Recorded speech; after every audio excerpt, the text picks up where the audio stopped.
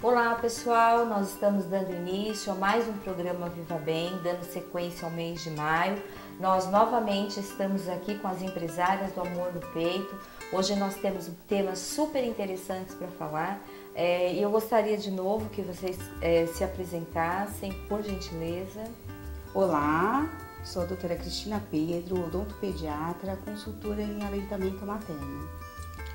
Oi, sou Vivian Rocha, sou psicóloga e facilitadora em aleitamento materno no Amor no Peito. E eu sou a Daniela Carreira, administradora e facilitadora do aleitamento materno na empresa Amor no Peito. Sejam bem-vindas novamente, obrigada por estarem aqui no mês de maio, um mês tão importante para todas as mães, né? Hoje eu gostaria que vocês falassem um pouquinho sobre o planejamento, quando eu estou pensando em ficar grávida. Existe algo já que o Amor no Peito faça com relação a esta mulher? Depois também eu já estou grávida. Como é que funciona todo esse trabalho, passo a passo do trabalho de vocês? Antes de estar grávida, eu acho que é importante essa mulher entender um pouquinho em que momento ela quer estar grávida, consultar um ginecologista para fazer os seus exames periódicos, saber se está tudo bem, as condições que ela fisicamente ela se apresenta, para poder planejar junto com o seu parceiro ou em que momento ela quer gestacionar. Aí em seguida, já grávidas... Antes da gestação é fundamental que ela consulte o seu médico e saiba o seu real estado físico, né?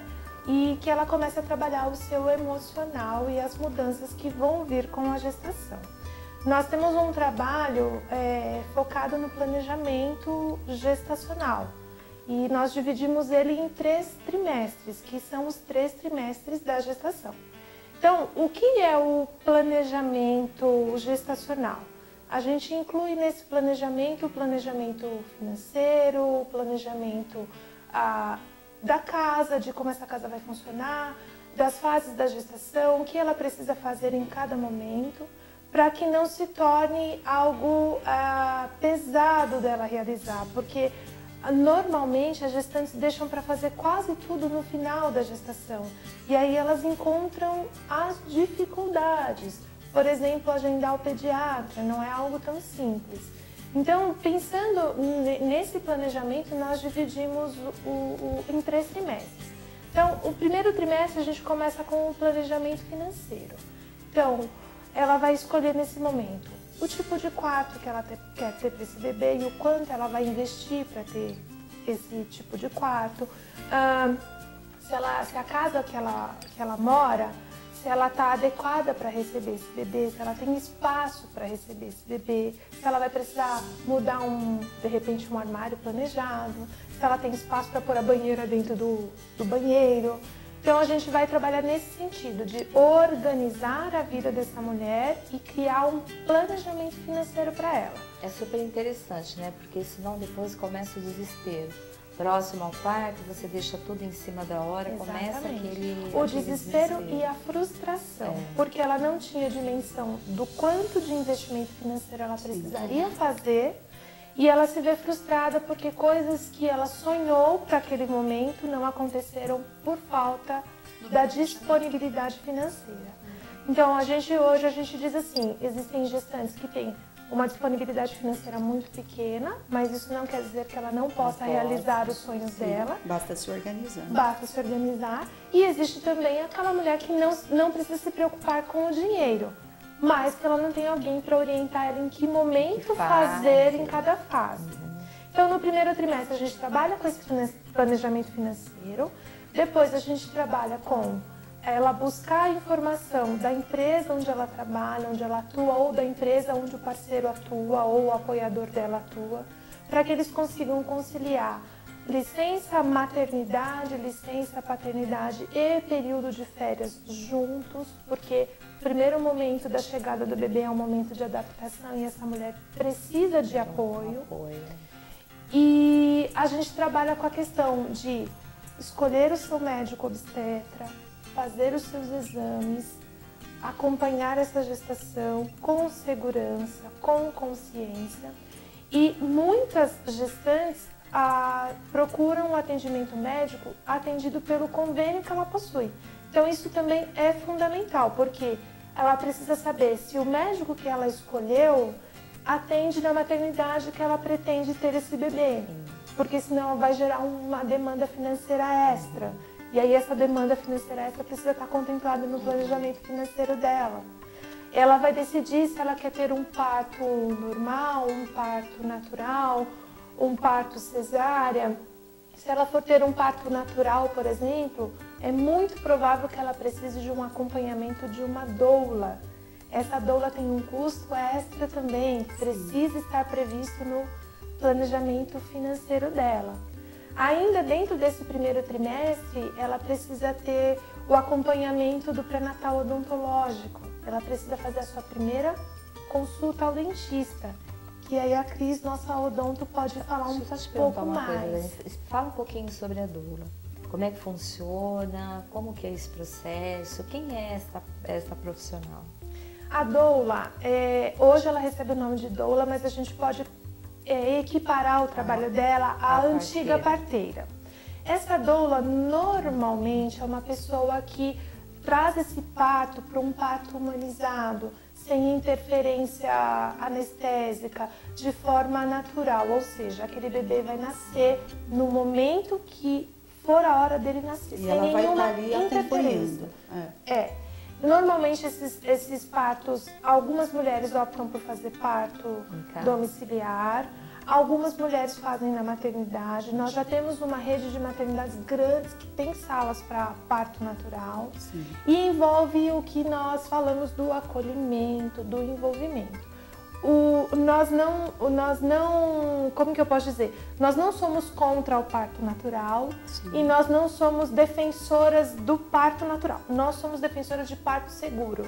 Aquilo que traz segurança para a mulher e para o bebê. Então, o nosso papel nesse momento é orientar essa mulher para que ela busque o apoio da família e que ela busque a orientação correta para o estado físico que ela apresenta, para que ela tenha um parto seguro. Essa profissional, ela precisa ter alguma formação específica? Sim, precisa. Qual seria a formação dela? Não seria na área da saúde, não precisaria ser médica? Não necessariamente. Não necessariamente. Ela passa por etapas, né? Então tem até a perinatal avançado no seu manejo de doula, então não necessariamente ela precisa ser da área da saúde, mas ela precisa sim ter a qualificação para isso, porque se a gente também está falando de segurança, tem que compreender bem todas as manobras de parto, como que funciona esse trabalho de parto. Porque existem mulheres que na hora do parto e do acompanhamento, ela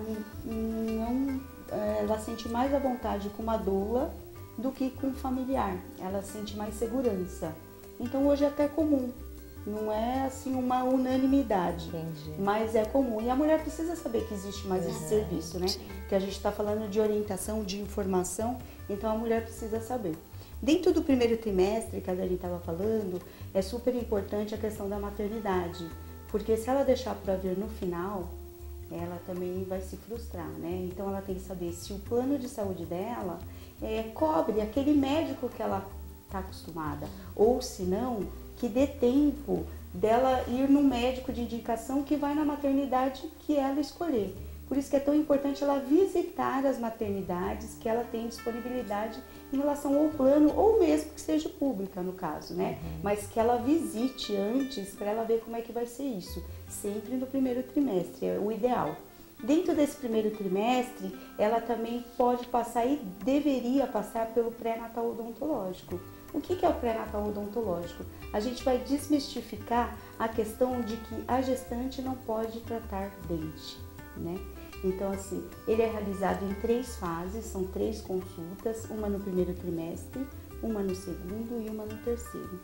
Essa no primeiro trimestre, se a gente conseguisse dentro de uma sequência ideal, a gente vai te falar todos os mitos que tem, que cercam ela poder cuidar da saúde bucal dela, né? Então nós vamos falar que o risco do raio-x é pequeno, a gente só faz se precisar, mas se precisar, ele é muito baixo. Tem o equipamento. É seguro. É seguro, né? Então a gente vai diminuir toda essa expectativa ruim que ela tem desse tratamento odontológico. E mais, falar para ela que se ela tiver um problema dentário e ela não tratar, isso pode impactar na saúde do bebê dela, né? Ela pode até ter um risco de um parto prematuro. Só a saúde bucal faz isso? Não, mas ela pode ter questões sistêmicas associadas a questões de alteração bucal que pode sim, os estudos mostram, levar a um parto prematuro. Né? Qual é a frequência, ou qual é a consciência dos médicos ginecologistas que fazem essa indicação para um odonto para baixa? Tá. A adesão é baixa. Assim, os nossos médicos parceiros, como a gente conversa, eles sabem do nosso trabalho, eles realmente indicam.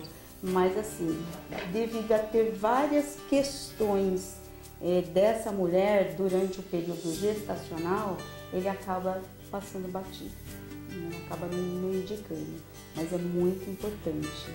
E aí, a gente conseguindo que ela vá nesse primeiro trimestre, no segundo trimestre a gente faz o que ela precisa quando ela está gestante. O que é? A gente cuida da saúde gengival dela.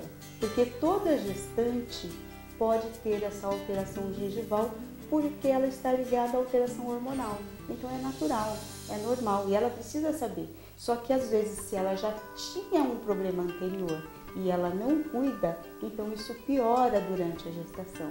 Né? Então tem muitos mitos que cercam a mulher cerca ao tratamento odontológico. E no terceiro trimestre, ela, depois que a gente já desmistificou, a gente já cuidou, tá tudo bem, no terceiro trimestre nós vamos prepará-la para amamentar. Então eu vou falar para ela sobre os bicos artificiais, o que traz o uso da chupeta para o bebê, o que traz o uso do bico da mamadeira com o uso da fórmula. Eu vou olhar a mama dela, vou avaliar o tipo de bico que essa mulher tem. Se eu já ver algum bico mais desafiador, a gente já vai falar das técnicas. E mais, vou me colocar à disposição dela na primeira semana pós-parto, para que eu consiga atingir o objetivo dela, que é amamentar. E agora uma curiosidade, o que traz o uso da chupeta? Cultural, né? A primeira coisa é uma questão cultural. O bebê chorou, a gente põe a chupeta. Né? E o bebê, ele chora, por quê? Porque às vezes ele fez xixi, às vezes ele fez cocô. Realmente, às vezes ele quer sugar para mamar, mas a chupeta, ela funciona como um cala-boca, né? Então é muito mais fácil dar a chupeta, o bebê fica sugando e ele naquele momento ele para de chorar. E qual é a visão assim de vocês com toda essa expertise em relação ao uso da chupeta? O que eu já fui assim mais determinante em relação à proibição da chupeta. Hoje não. Hoje porque assim às vezes a mãe vai ter esse bebê e ela vai deixar numa escolinha. Não vai ser essa mãe que vai cuidar. Então a gente entende a aflição dessa mãe. O que a gente recomenda hoje? Que pelo menos até 30 dias que ela não oferte nenhum tipo de bico, porque esse bebê ele vai levar, ele está aprendendo a mamar, se habituando. Então ele vai levar essa língua numa posição diferente para a chupeta, na posição diferente para essa chuquinha, e quando ela for para o peito, pode ser que ela não tenha mais interesse. Então até que a gente estabeleça essa amamentação, que ela seja efetiva, a gente pede para que a mãe não oferte os bicos artificiais, porque eles vão sim interferir no processo de amamentação desse bebê. A gente não é contra, mas a gente tenta orientar pelo menos 30 dias para não interferir nessa amamentação. Não considerando que, se for possível, não introduzir os bicos. É melhor. A gente vai trabalhar nessa linha de não introdução, mas se a gente prefere que ela fale a verdade para que a gente possa orientar ela da melhor forma correta em relação aos bicos artificiais. Por isso é importante, trazer para o atendimento, para esse acolhimento, a história dessa mulher, o quanto esse choro traz uma angústia e um mal-estar para ela, né? Para a gente também deixar ela calma e tranquila para a amamentação. Então, tudo isso está envolvido. Então, isso tudo a gente consegue, né? Quando ela fala dessa mãe estar calma, no pré-natal odontológico, porque lá, quando ela ainda estava gestante, eu falei o que traz os malefícios dos bicos artificiais e a introdução precoce. Então ela já tem uma plena consciência disso. Para ela não é aquela coisa, ela vem ela não consegue dar essa chupeta de primeira como ela poderia fazer num outro momento se ela não tivesse essa orientação. E a retirada também, né, Cris? Eu acho importante a gente falar que a gente aconselha que pelo menos 30 dias a introdução, se for preciso, se for, né, necessário por algum motivo, mas a retirada também. Sim. Duas um... coisas vão ter um impacto fundamental na vida desse bebê. Quando eu introduzi esse bico artificial, a frequência desse bico artificial e a remoção dele. Então, nada é proibido, mas com uma frequência baixa, né? Só naqueles momentos mesmo que a criança às vezes está mais agitada, não tem problema, né? Uma vez que já introduziu, e jogar essa chupeta fora e remoção de bicos com 1 ano de idade. É o máximo, é o máximo. Quase ninguém faz isso. É o máximo. A gente também tenta trazer uma outra realidade para essa mulher, que ela possa de repente substituir essa chupeta nesse momento de agitação do bebê, ensinando ela a enrolar esse bebê, deixar ele mais aconchegado, como é o nome daquilo? Ela conheceu o bebê dela, né? Porque aquela assim, mantinha, né? Quem já foi mãe, quem é mãe, sabe como é que é. O bebê chora, a gente tem uma aflição com o choro do bebê, né? E às vezes é mais fácil a gente dar a chupeta porque o bebê vai parar de chorar.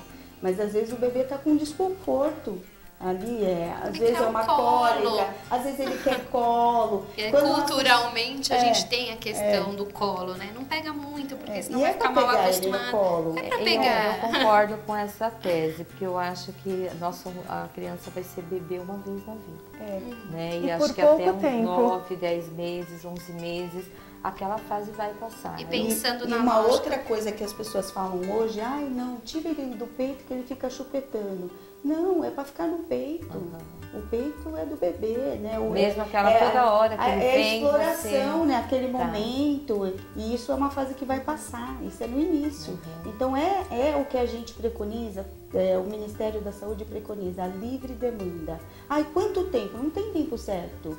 Ele que vai determinar o tempo e o horário da mamada, né? Então, você vê muitas pessoas, tira do peito que toda hora ele tá chupetando. Não, o peito é peito, o peito não é chupeta. Né? O homem que inventou a chupeta, né, na verdade. E a gente tem que lembrar que a chupeta veio para substituir o peito, não o peito para substituir a chupeta. Então, isso é muito importante a gente falar. Dentro do primeiro trimestre, a gente também aborda as questões emocionais e do papel dessa mulher que mudou, né? Vai mudar ao longo dessa gestação, ela deixa de ser filha para ser mãe, ela deixa de ser esposa para ser mãe, então tem papéis que ela vai começar a agregar. Então a gente trabalha essa questão também da identidade, a gente trabalha o quanto ela pode se beneficiar dessa gestação para se reconstruir, olhar sua identidade, quem ela é. Você fala que ela deixa de ser mãe, deixa de ser filha, ou ela acumula mais este papel de ser mãe? Se a gente for pensar em algumas teorias da psicologia, momentaneamente ela deixa. Se a gente for pensar que esse bebê nasceu, né? Quando ele nasce, ela precisa maternar esse bebê. Então, momentaneamente, ela vai deixar de ser esposa. Ela não vai poder cumprir o seu papel de dona de casa, cuidando do lar. Ela, sexualmente falando, ela vai se privar um tempo e por isso é importante o papel do pai. Porque ele vai intervir nessa relação aos poucos e vai trazendo a mulher de volta para um outro contexto. Então, assim, esse papel ele vai mudando ao longo da gestação. A gente brinca sempre, faz a pergunta, né?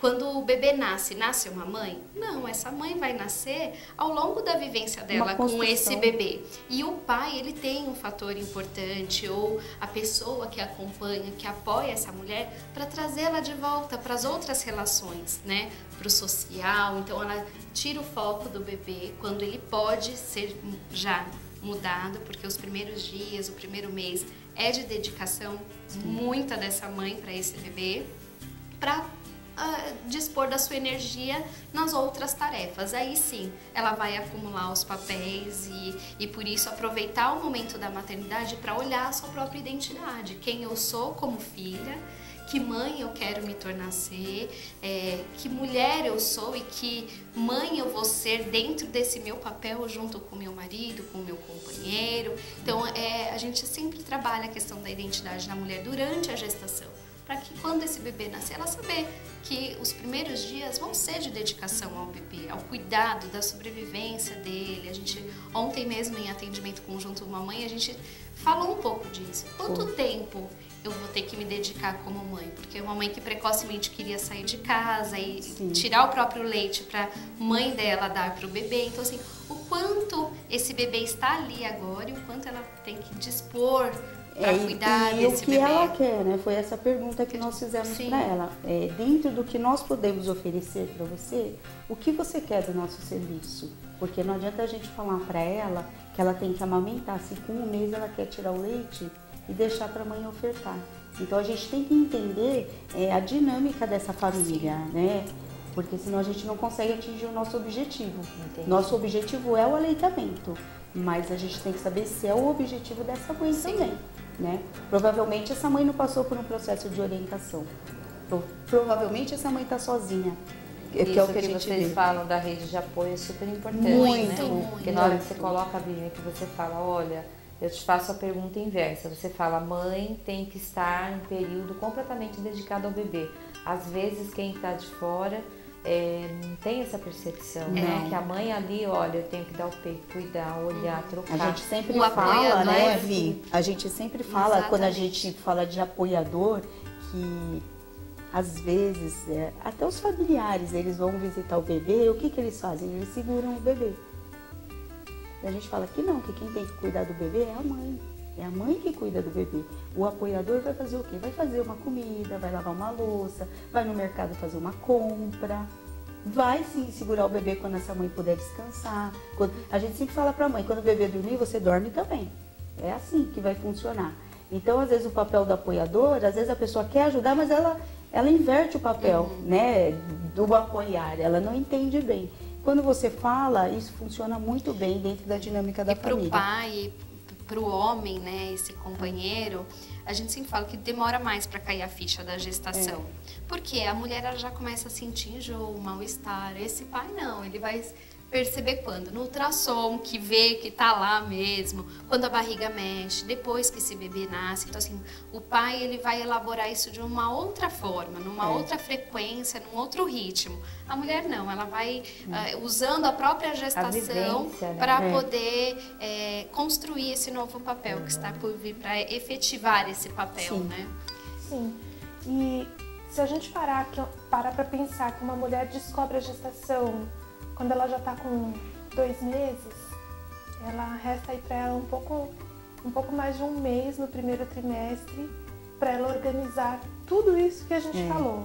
Então é algo bem intenso que se junta com a euforia de descobrir que está grávida e de um planejamento, porque assim, a mulher ela descobre que ela está grávida, ela já está pensando na festa de 15 anos daquela criança. Ela nem sabe se é menino ou se é menina, mas ela já tem todos os temas dos aniversários, quem serão os padrinhos, como vai ser o chá de bebê.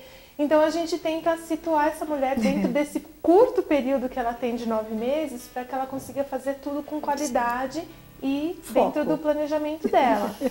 E aí a gente entra no segundo trimestre com a orientação da nutrição e de segurança, vestuário, segurança dessa mulher. Então a gente indica que ela procure um profissional para fazer a orientação nutricional. A gente sabe que algumas mulheres têm disposição para diabetes gestacional, então isso a diabetes gestacional pode influenciar no parto prematuro desse bebê, então é importante ela ter um acompanhamento nutricional para que ela saiba qual é o melhor alimento que vai fortalecer seu organismo, que vai trazer nutrientes para esse bebê.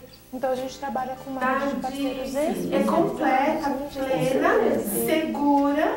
Também a atividade a gente traz essa realidade com muito fundamental, com muito acolhimento, com muito cuidado. Escolher exatamente o movimento é importante. Esse movimento vai ajudar. Mas não um desespero, na programação do parto. Desesperar, ai meu Deus, e agora? O que eu fiz? Na verdade é uma maternidade com apoio. Acolher e cuidar, né? É o nosso lema. É o nosso lema. Vai sentir mais sono, vai sentir mais cansaço. E se ela tiver uma atividade física regular e segura, porque a gente preza pela segurança e a gente pede que que essa gestante ela procure a aprovação com o médico dela, o ginecologista obstetra dela vai saber o quadro clínico dela e o que ela pode ou o que ela deve evitar de atividade física nesse momento. Então, o segundo trimestre a gente trabalha com esse planejamento nutricional, de atividade física e de começar a elaborar os enxovais. Por quê? Porque o enxoval não é só o enxoval do bebê. Essa mãe, ela vai mudar o corpo dela, vai mudar. Ela precisa se adequar. E às vezes a calça jeans que ela ama usar, ela não vai conseguir usar nesse momento. O salto alto. O salto alto. Então a gente procura trazer essa realidade para ela. Ela precisa de uma roupa mais confortável, ela precisa de uma roupa que acomode bem a barriga dela, que não vai apertar, que ela não vai se sentir feia. A gente preza muito por fazer essa mulher se sentir bonita. É um momento trabalhar único. A autoestima dela. Trabalhar a autoestima dela. Os gestantes têm uma disposição de manchar a pele, então a gente tem aquela preocupação de falar para ela, olha, use um filtro solar, faça uma consulta ao dermatologista, peça uma indicação do melhor filtro solar. A gente indica que ela não use medicações sem orientação médica. A gente sabe que muitos medicamentos não podem. Na verdade, ninguém deveria usar medicação sem orientação médica, mas a gestante, ela pensa não só nela própria, mas no bebê. Às vezes aquela medicação não teria contraindicação para ela sozinha, mas para um bebê, a gente, em relação à medicação, não te cortando, a gente tem que ter muito cuidado, porque dependendo do trimestre pode ter uma alteração para a gestante, dependendo do trimestre não tem, né? Então que ela nunca faça uso de medicação por conta, porque ou o profissional que vai atender, o odontopediatra ou o obstetra, ele vai saber se naquela fase ela pode fazer o uso daquela medicação.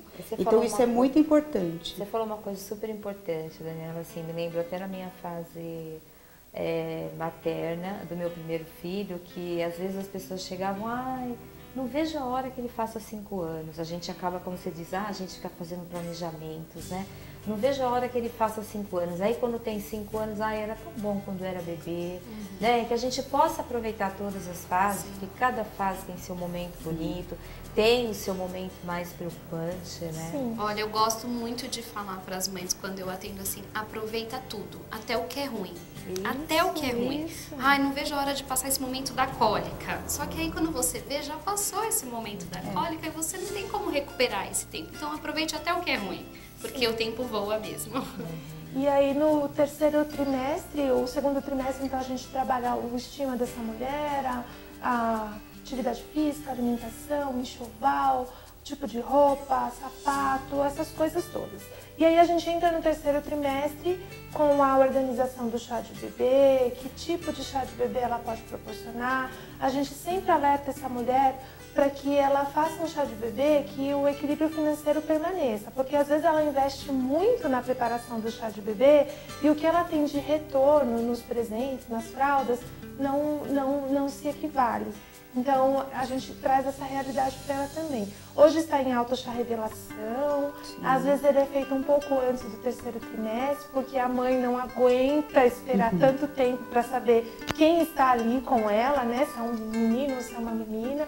Está muito em moda, existem vários formatos, é descoberto pelo bolo, por caixa de balões, por adivinhações, até caça ao tesouro eu já vi, de pistas para chegar no sexo do bebê. Bem legal, a gente gosta disso, a gente apoia isso, é um momento de união, né, de fraternidade e é um momento também dela decidir pela fotografia, porque é um momento que vai passar, mesmo que ela tenha outra gestação, não vai ser igual à primeira.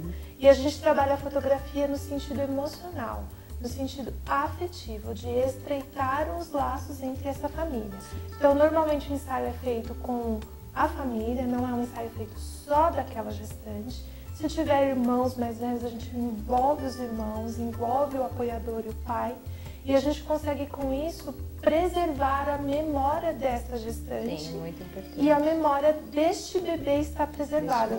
Ele vai entender que a mãe dele se preocupou com aquilo. Meninas, passou rápido, né? Passou. O nosso tempo está acabando e eu queria fazer uma última pergunta. Essa empresa é pioneira? Eu nunca vi um trabalho tão bonito assim, tão intenso, detalhado. Essa empresa é pioneira neste trabalho? Somos pioneiras, nós juntamos as nossas profissões individuais, os nossos anseios individuais, chegamos a denominadores comuns entre nós, todas nós somos apaixonadas pelo momento da gestação, Sim. Todas nós somos apoiadoras do aleitamento materno, nós entendemos a importância disso para a mulher, para o bebê e para uma sociedade toda. E aí nós unimos os nossos conhecimentos, nossos expertises, e a nossa paixão para criar o amor no peito. A gente faz tudo com muito amor, com muita dedicação. Parabéns, é um trabalho muito bonito, um trabalho inovador, gratificante. Ao pessoal que está assistindo, vou pedir para vocês divulgarem o Amor no Peito, um trabalho super importante, vai subir aí o número do telefone das empresárias, então por favor divulguem esse trabalho. Eu agradeço a vocês por terem assistido e eu aguardo vocês no nosso próximo programa. Obrigada, pessoal!